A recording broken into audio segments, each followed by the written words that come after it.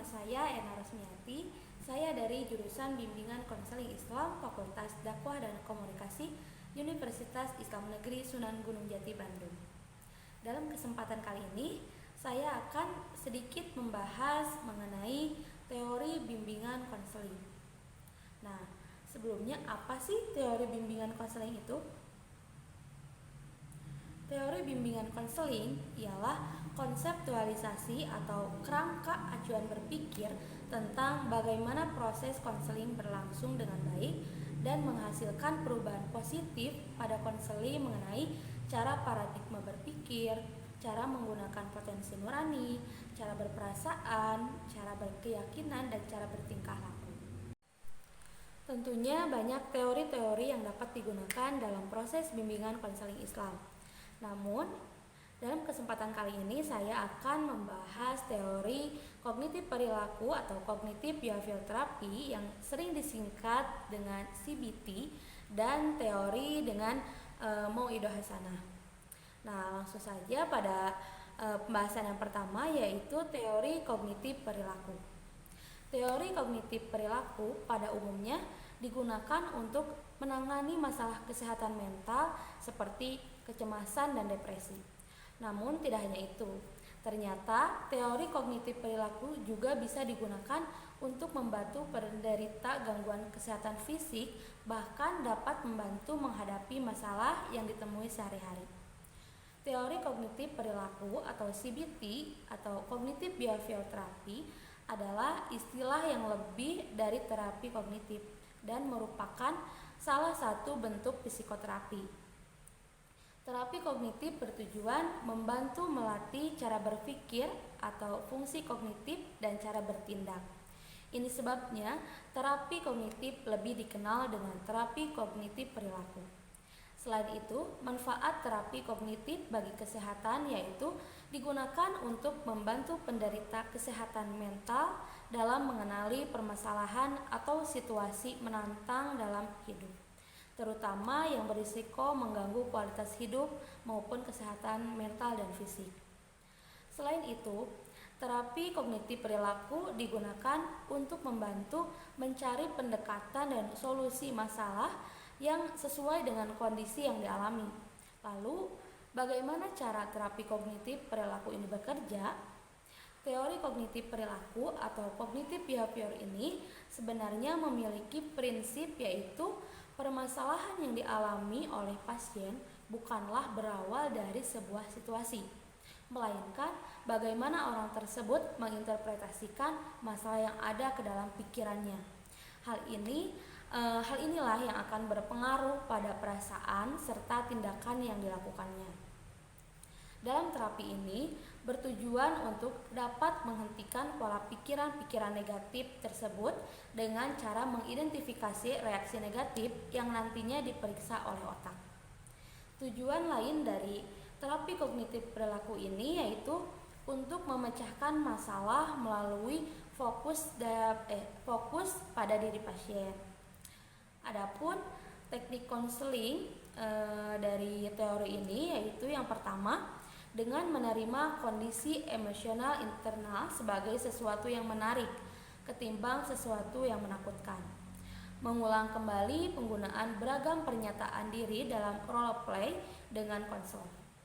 Kedua, dengan digantinya respon takut dan cemas dengan respon relaksasi dengan cara mengemukakan permasalahan secara berulang-ulang dan berurutan dari respon takut terberat sampai yang teringan untuk mengurangi intensitas emosional konseling. Pelatihan keterampilan sosial, melatih konseling untuk dapat menyesuaikan dirinya dengan lingkungan sosialnya. Lalu ketiga, pelatihan keterampilan supaya bisa bertindak tegas. Penugasan rumah, mempraktikkan perilaku baru dan strategi kognitif antar sesi konseling maksudnya. Terakhir dengan mengatasi situasi yang menyebabkan masalah yang memasuki situasi tersebut. Baik, langsung saja pada pembahasan yang kedua, yaitu mengenai teori Mauidhah Hasanah. Teori Mau'idah Hasanah yaitu dengan cara mengambil pelajaran-pelajaran atau itibar-itibar dari perjalanan kehidupan para nabi, rasul, dan para aulianya Allah. Bagaimana Allah membimbing dan mengarahkan cara berpikir, cara berperasaan, cara berperilaku, serta menanggulangi berbagai problem kehidupan. Bagaimana cara mereka membangun ketaatan dan ketakwaan kepadanya, bagaimana cara mereka mengembangkan eksistensi diri dan menemukan jati dan citra diri, bagaimana cara mereka melepaskan diri dari hal-hal yang dapat menghancurkan mental, spiritual, dan moral. Dalam teori ini, konselor harus menguasai dengan baik sejarah, riwayat hidup, dan perjuangan orang-orang agung, pejabat-pejabat Allah, dan kekasih-kekasihnya, khususnya Rasulullah SAW. Teori Mau'idah Hasanah mempunyai prinsip, yaitu yang pertama, pelajaran yang baik dalam pandangan Allah dan Rasulnya, yang mana pelajaran itu membantu konseli untuk menyelesaikan atau menanggulangi problem yang sedang dihadapinya. Kemudian, konselor harus benar-benar menguasai materi yang mengandung pelajaran-pelajaran yang sangat bermanfaat bagi konseli. Yang terakhir, konselor harus mempunyai referensi yang banyak tentang materi pelajaran itu dan melakukan penelitian dan klasifikasi materi yang membawa pesan konseling yang sesuai dengan permasalahan yang dialami oleh konseling. Baik, adapun materi yang diambil dalam teori Mau'idah Hasanah ini yaitu dengan menggunakan Al-Quran dan As-Sunnah atau perilaku Rasulullah serta Al-Atsar yaitu perilaku para sahabat Nabi, serta pendapat atau ijtihad para ulama muslim. Setelah kita mengetahui dari teori-teori yang telah dibahas, mungkin muncul pertanyaan, apa sih perbedaan teori barat dan teori Islam? Oke, langsung saja kita bahas. Pada umumnya, teori dari barat dalam proses layanan konseling tidak dihubungkan dengan Tuhan maupun ajaran agama. Maka layanan konseling dianggap sebagai hal yang semata-mata masalah keduniawian yang didasarkan atas pikiran manusia serta pengalaman-pengalaman masa lalu. Sedangkan dalam teori bimbingan konseling Islam, proses layanan konseling dilandaskan pada nilai-nilai yang digali dari sumber ajaran Islam.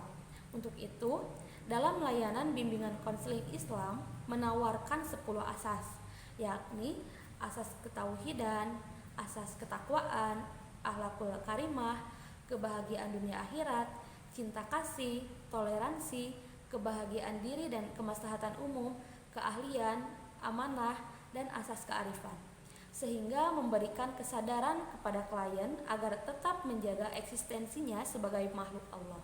Dan tujuan yang ingin dicapainya pun bukan hanya untuk kemaslahatan dan kepentingan duniawi semata, tetapi lebih daripada itu, yaitu untuk kepentingan akhirat yang lebih kekal dan abadi. Ya, baik teman-teman, mungkin itu saja yang dapat saya sampaikan dalam kesempatan kali ini. Kurang lebihnya mohon dimaafkan. Wabillahi taufiq wal hidayah. Wassalamualaikum warahmatullahi wabarakatuh.